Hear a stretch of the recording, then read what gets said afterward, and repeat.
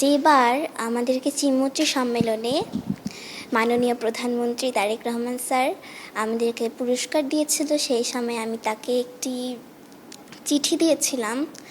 তার হাতে দিতে পারিনি, তবে তার সচিবকে দিয়েছিলাম, পার্সোনাল সচিবকে দিয়েছিলাম।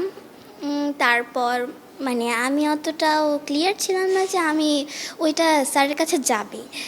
ভেবেছিলাম দিয়েছি, যেতেও পারে নাও যেতে পারে, কিন্তু আমার একটা বিশ্বাস ছিল যে যাবেই, হয়তো বা যাবেই। তো যখন কিছুদিন আগেই গত সপ্তাহে যেইবার ওনার পার্সোনাল সচিব যখন আমার বাবাকে কল দিলেন, তখন খুব খুশি হলাম, যে ভাবলাম যে হ্যাঁ, আমার চিঠিটা কি এখন তারেক রহমান স্যার দেখেছেন, এটাতেই আমার অনেক খুশি। আমি কি পাই আর না পাই। তো তারপর যখন এখানে আসলাম, এখানের অনুভূতিটা তো আরও অনেক বেশি ভালো লেগেছে আজকে এসে এখানে।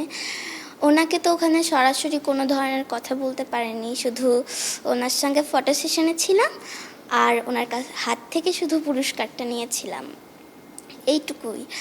আজকে ওনার সঙ্গে যে কথা বলতে পেরেছি, ওনার যে কথা শুনতে পেরেছি, এটাই আমার কাছে অনেক বড়। তো সবাই আমার জন্য দোয়া করবেন। আমার ভবিষ্যৎ প্ল্যান হলো আমি বড় হয়ে সঙ্গীত নিয়ে উচ্চশিক্ষা লাভ করব এবং এই দেশে এবং বিদেশে সব জায়গায় আমি একজন বিখ্যাত শিল্পী হতে চাই। ওনার সঙ্গে যে কথোপকথনটা, সেটা অনেক একটা ইন্টারেস্টিং ছিল। উনি যখন আমাকে বলল যে তুমি কি সেই অনুশ্রী, তখন খুব ভালো লেগেছে যে একটা ওনার সামনে যাওয়ার পর আমার মুখ থেকে মনে হয় কথা বেরোচ্ছে না, ওরকম অবস্থা। আর গলা শুধু কেঁপে যাচ্ছিল আমার। তো তাও ওনার কথার অ্যান্সার দেওয়ার চেষ্টা করেছি।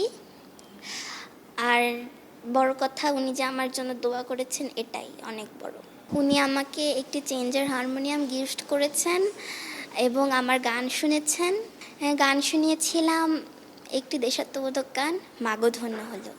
আমার বাবা আর মা ওনারা হলেন আমার একদম গান শেখার একদম শিক্ষাগুরু, একদম প্রথম শিক্ষাগুরু।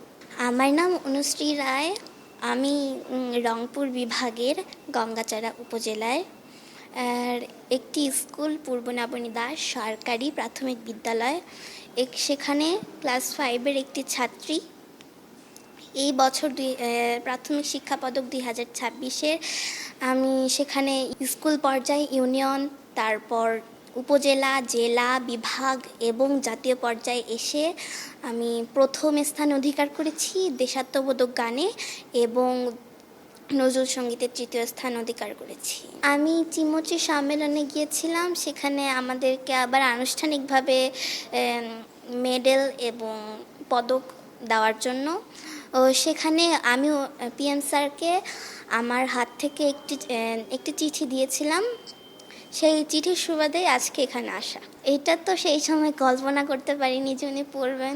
ভেবেছিলাম হয়তো উনি যেহেতু ওনার পকেটে রেখেছিল, তাই ভেবেছিলাম হয়তো ওনার পকেটেই রয়ে যাবে এই চিঠিটা, আর ওনার কাছে, পিএম স্যারের কাছে অবধি যাবে না, এটা ভেবেছিলাম প্রথমে। কিন্তু যখন উনি নিজেই পড়েছেন, সেটা শুনে বড্ড ভালো লাগছে।